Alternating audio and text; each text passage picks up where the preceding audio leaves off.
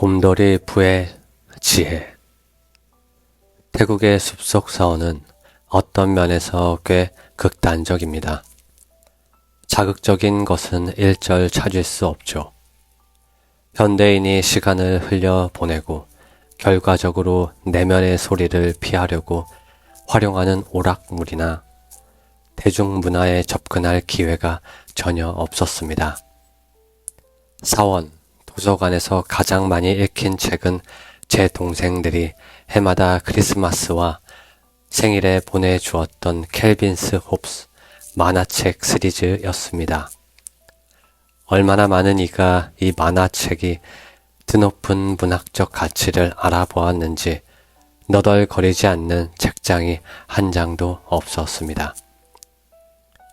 그 중에서도 켈빈과 홉스를 유난히 좋아한 콘다뇨라는 승려가 있었습니다. 희한하게도 콘다뇨는 명상과 불교에 관련된 활동에 전혀 관심이 없었습니다. 오히려 사원 생활의 현실적 측면, 즉 뭔가를 짓거나 만화책을 읽는 등의 활동만 좋아했지요. 완전하게 깨달은 이라는 뜻을 담은 그의 승명을 생각하면 더 재미있는 일이었습니다. 어느 날 저는 선당에서 그날의 식사를 기다리고 있었습니다. 앞서 언급했듯이 날마다 23시간 30분 동안 금식하다 보면 음식에 과도하게 집중하게 되지요. 특히 제 집착은 심각했습니다. 그날도 자리에 앉아 자세를 잡고 기다리면서 상을 흘깃 쳐다보았습니다. 그날 상에는 제가 제일 좋아하는 메뉴가 올라와 있었지요. 코코넛 밀크에 졸인 찹쌀밥과 잘 익은 망고였습니다. 맛있는 후식 생각 탓에 그날 우리에게 주어진 음식에 감사하는 마음을 유지하기가 무척 힘들었습니다. 제 차례가 될 때까지 그 후식이 남아있을지 계산하느라 머릿속이 분주했지요. 당시 저는 비교적 새내기 승려였던 터라 제 차례는 한참이나 뒤였습니다. 애타고 불안한 마음을 어떻게든 돌리려고 주위를 둘러보았습니다. 망고와 찹쌀밥 대신 다른 생각을 해야 했습니다. 그때 제 오른쪽으로 무척 화려한 원통형 용기가 눈에 들어왔습니다. 스톡홀름 경제대학에 다니던 시절 시장 경제가 번창하려면 정보의 자유로운 흐름이 보장되어야 한다고 배웠습니다. 그래야 모든 행위자가 동일한 자료에 접근할 수 있기 때문이지요. 그런데 사원의 경제는 여러 면에서 대단히 불완전했습니다. 운영 자금을 전적으로 보시와 공양과 시주로 마련했지만 시주하는 사람들에게는 그 어떤 것도 요구하지 않았습니다. 오로지 시주하고자 하는 사람들의 의사에 맡겨두었던 것입니다.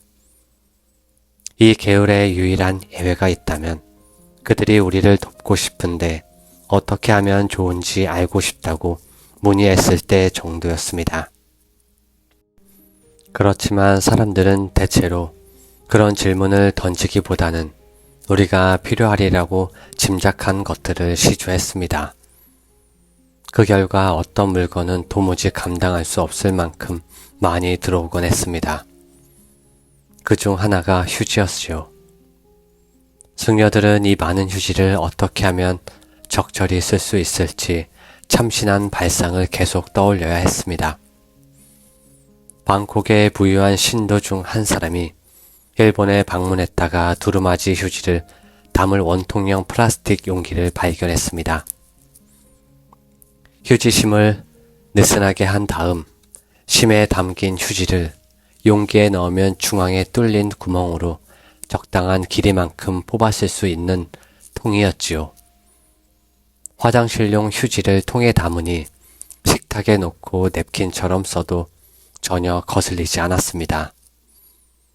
몇몇 아시아 국가 그 중에서도 일본 사람들은 기치적인 취향을 때로 즐긴다고 알려져 있습니다. 앞서 언급한 원통형 플라스틱 용기도 딱 그런 물건이었습니다. 저는 밝은 노란색과 선명한 분홍색으로 헬로키티를 그려놓은 용기를 넋놓고 바라보았습니다. 좀처럼 자극거리가 없다 보니 휴지를 담은 통조차 제 관심을 잡아 끌었던 것이죠. 혹시 뭐라고 쓰여 있지는 않나 자세히 보려고 통을 집어 들었습니다. 제가 아주 어렸을 때, 그러니까 휴대폰이 없던 시절에 사람들이 아침 식탁에서 우유값 뒷면에 글까지 모조리 읽던 때와 같은 행동이었죠. 과연 소득이 있었습니다. 용기 밑면에 영어로 몇 마디가 쓰여 있는 것을 발견하고 기쁜 마음으로 글귀를 읽어 내려갔습니다. 지식은 자신이 아는 것을 자랑한다. 지혜는 자신이 모르는 것 앞에서 겸손하다. 누가 상상이나 했겠어요. 휴지를 담는 알록달록한 통 바닥에 적힌 글귀에서 시간을 초월하는 지혜를 발견하다니. 글귀는 확신이 얼마나 위험한지 경고하고 있었습니다. 이미 안다고 생각하는 것에만 매달리면 어떤 경험이나 배움도 우리에게 스며들 수 없게 되어 너무나 많은 것을 놓치게 됩니다. 더 높은 지혜에 도달하고 싶다면 신념과 확신을 살짝 내려놓고 우리가 실은 그다지 아는 것이 없다는 사실에 좀 더 익숙해져야 합니다. 안다고 생각하는 것이야말로 큰 문제로 이어질 수 있습니다. 그렇지만 잘 모른다는 점을 알면 심각한 문제로 이어지는 일이 좀채 없습니다. 이미 안다고 생각하는 것에만 매달리며 살아간다면 어떻게 새로운 것을 찾을 수 있을까요? 어떻게 지혜를 배울 수 있을까요? 어떻게 우리 내면을 확장하고 다른 방법을 고안하고 인생의 즐거움을 느낄 수 있겠습니까? 아는 것에 집착하는 사람이 하나에 하나를 더하면 셋이 되는 방법을 찾을 수 있을까요? 내면의 지혜에 귀를 닫고서 자기 생각에만 매몰되어 확신이 가득한 사람이 어떤 느낌을 주는지 잘 보여주는 일화가 있습니다. 영국의 지혜가 담긴 명작 동화 곰돌이 푸에 나오는 이야기지요. 푸와 피글렛이 함께 걸어가고 있었습니다. 빨간 티셔츠를 입은 푸와 분홍색 수영복을 입은 피글렛이 눈앞에 선하지 않나요? 두 친구는 토끼네 집에 잠시 들렀다가 나오는 길이었습니다. 푸가 말했습니다. 토끼는 참 영리해. 맞아, 토끼는 참 영리해. 피글렛이 맞장구를 쳤습니다. 게다가 토끼는 머리가 똑똑해. 푸가 칭찬을 계속했습니다. 맞아, 토끼는 머리가 좋아. 피글렛이 다시 맞장구를 쳤습니다. 둘 사이에 한참 침묵이 이어지더니 푸가 다시 입을 열었습니다. 그래서 토끼는 아무것도 이해하지 못하나 봐. 누구든 공감할 이야기일 겁니다. 자기 생각의 안개에 갇힌 사람들은 현재의 관심을 온전히 쏟지 못하지요. 생각은 이리저리 뻗어나갈지언정 그들의 시야는 극히 좁습니다. 토끼는 머리가 좋고 영리할지도 모릅니다. 하지만 토끼나 곰돌이 푸 중에서 누구로 살고 싶으냐고 묻는다면 적어도 제 대답은 정해져 있습니다. 저는 우리 모두 내면의 곰돌이 푸를 찾아야 한다고 생각합니다. 푸처럼 눈을 동그랗게 뜨고 감각과 마음을 깨우고 매 순간의 새로움을 알아차리며 세상 속으로 나아가야 합니다. 자기가 이미 안다고 생각하는 것들에만 매달리는 토끼 같은 사람과 대화할 때면 별로 즐겁지가 않습니다. 그런 이들은 바로 앞에 앉아 있으면서도 제 말에 좀채 귀를 기울이지 않는 것 같아요. 마치 제 말이 끝나자마자 뭐라고 대답할지 궁리하느라 바빠 정작 내용에는 관심이 없는 것처럼 느껴집니다. 실제로 제가 무슨 이야기를 했든 보고서라도 되는 듯 계속해서 평가하고 검토하고는 그들의 세계관에 들어맞는 생각이나 관점만을 인정해 주지요. 그런 관계에서는 전혀 마법 같은 일이 일어나지 않아요. 달리 말해서 그런 사람들과 같이 있으면 따분하기 그지없지요. 반대로 우리에게 관심을 기울이고 호기심 어린 눈빛으로 귀를 기울이는 사람에게 마음을 터놓을 땐 얼마나 좋은지요. 잠시라도 제 입장에서 생각하고 뒤를 받쳐주는 사람이 있다는 건 참으로 든든합니다. 그와 같은 경청은 그 자체로 치유 효과가 있습니다. 그렇게 들어주는 사람을 만났을 때 우리는 자기 자신의 모습을 새롭게 발견하게 되지요. 와, 나 좀 봐. 그동안 내가 생각하거나 느끼거나 믿는지도 몰랐던 것들을 말하고 설명하고 공유하고 있잖아. 아무런 편견이나 판단 없이 귀를 기울이면 다른 사람은 둘째 치고라도 먼저 자기 자신을 더 잘 이해할 수 있게 됩니다. 이 이야기를 꼭 기억하기 바랍니다. 언젠가 필요할 날이 올 테니까요. 지금쯤 다들 눈치채셨겠지만 저는 옛날 이야기를 아주 좋아한답니다. 어디서 유래한 이야기인지는 모르겠지만 어쨌든 들려주고 싶군요. 어느 날 어떤 남자가 산을 오르기 시작했습니다.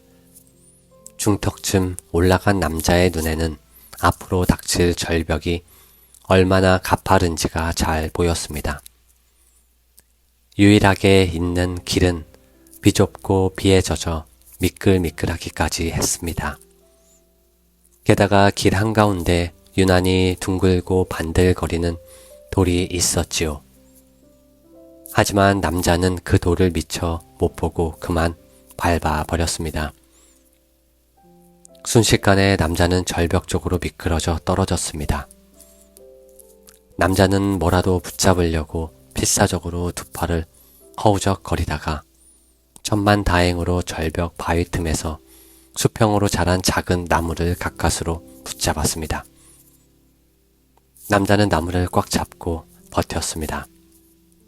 남자는 지금껏 영혼이나 내 생에 대해 생각해 본 적이 단 한 번도 없습니다. 막연한 종교적인 믿음조차 가진 적이 없었지요. 시간이 꽤 흘렀습니다. 나무를 꼭 붙잡은 남자의 두 팔에서 천천히 힘이 빠져나가기 시작했습니다. 두 팔은 이제 조금씩 떨리고 있었죠. 발 아래로는 500m 낭떠러지가 펼쳐져 있었습니다. 마침내 남자는 더 버티기 어렵다는 걸 깨달았습니다.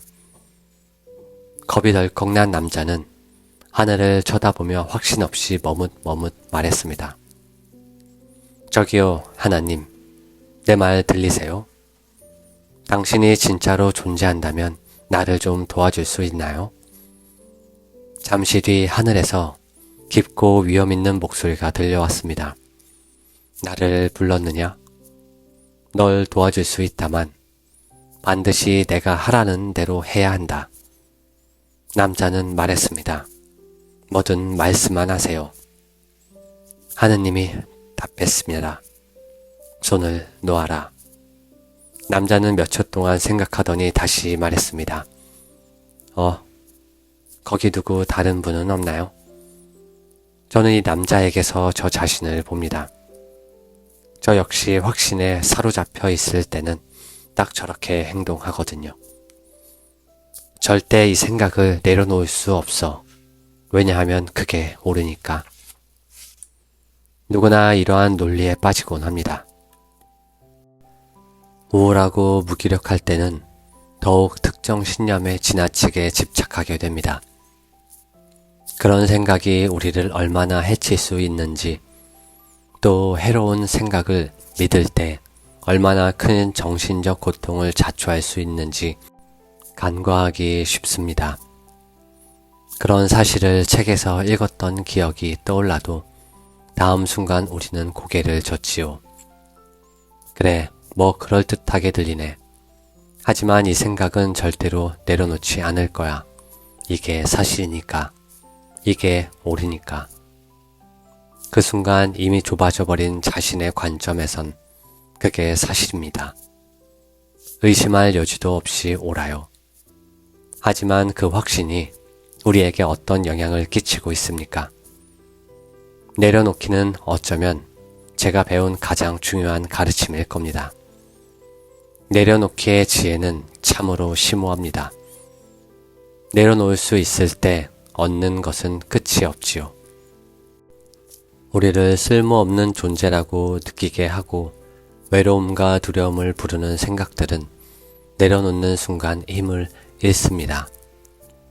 설사 그 생각이 옳다 하더라도요. 물론 말은 쉽고 실천은 어렵습니다. 하지만 가장 내려놓기 어려운 생각이 결국엔 우리에게 가장 해로울 수 있다는 사실을 깊이 들여다보길 바랍니다.